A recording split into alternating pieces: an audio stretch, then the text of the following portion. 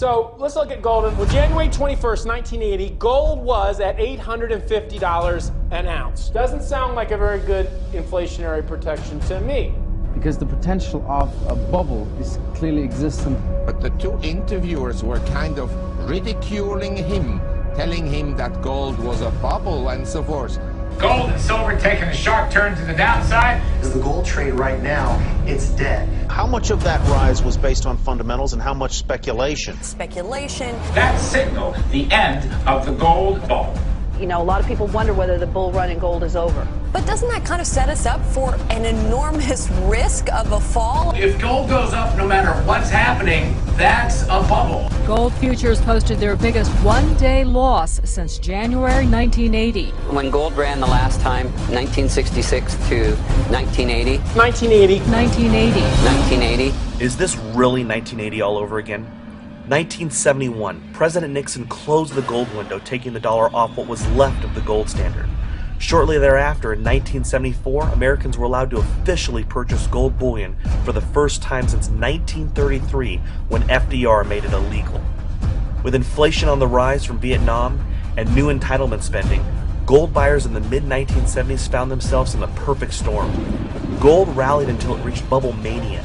Average everyday people purchased gold in order to make a profit. Does this look like 1980 to you? Not even close. In 1980, the Federal Reserve's key lending rate was in the teens.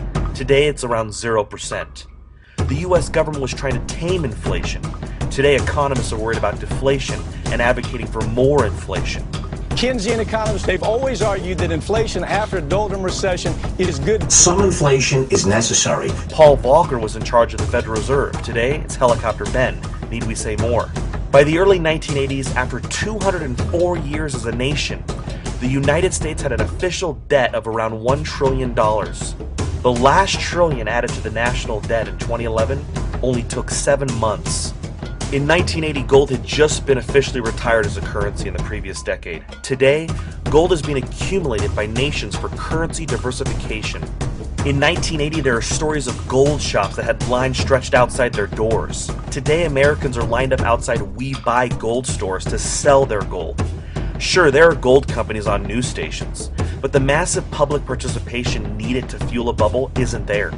When Cash for Gold is running ads on Super Bowl Sunday, that's a sign that the public is completely ignorant of the gold bull market. Remember, Cash for Gold is a company that buys gold from the public. Goodbye, old friend. In fact, CBS did a report recently that showed the public not only selling gold, but selling it for 10 cents on the dollar to companies like Cash for Gold. And what was the company's offer? Far from top dollar, it was the lowest offer of all. This is the exact opposite of a gold bubble and shows that the only public participation we are seeing in the gold market is to sell gold, not buy it. Those that are buying gold are not treating it as just another investment to make a profit. They are buying gold to protect themselves. They are using gold as a hedge against the entire fiat currency system itself. For the past 40 years, Americans have been brainwashed into believing gold is nothing more than a decoration, and that it is the fiat currency controlled by a small group of bankers that is the ideal medium of exchange.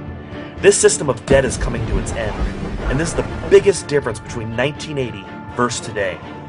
Whether you accept the fate of the dollar and its destiny with real value makes no difference to the global powers that are making their moves right now. Russia and Iran have replaced the US dollar with their national currencies in bilateral trade.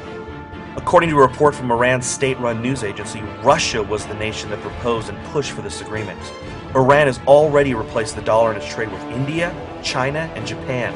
We should note that this could mean wars coming.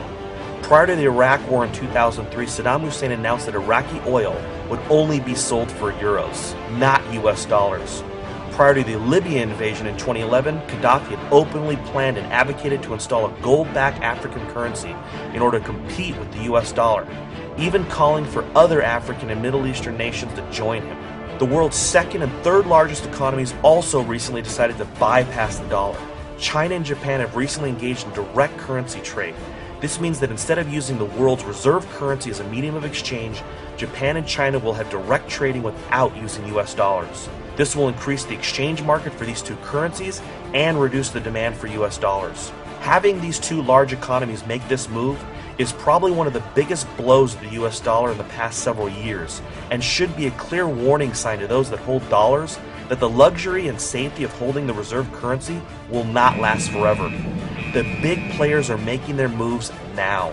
Remember, the same people who are telling you that gold is in a bubble are the same people who were telling you to buy the financials in 2008. Well, the financials, as I keep saying, are just super bargains. I particularly like Merrill Lynch, which is an astonishingly well-run company. Bear is probably the cheapest, although the riskiest, and some of the others are better. But, you know, the financials are a great place, absolutely. Don't move your money from Bear. That's just being silly. Don't be silly. I like Goldman Sachs. It's like getting Dolce & Gabbana on sale. This is the creme de la creme of Wall Street. It's cheap. It's a buying opportunity, especially for the financials, maybe that I've never seen before in my entire life.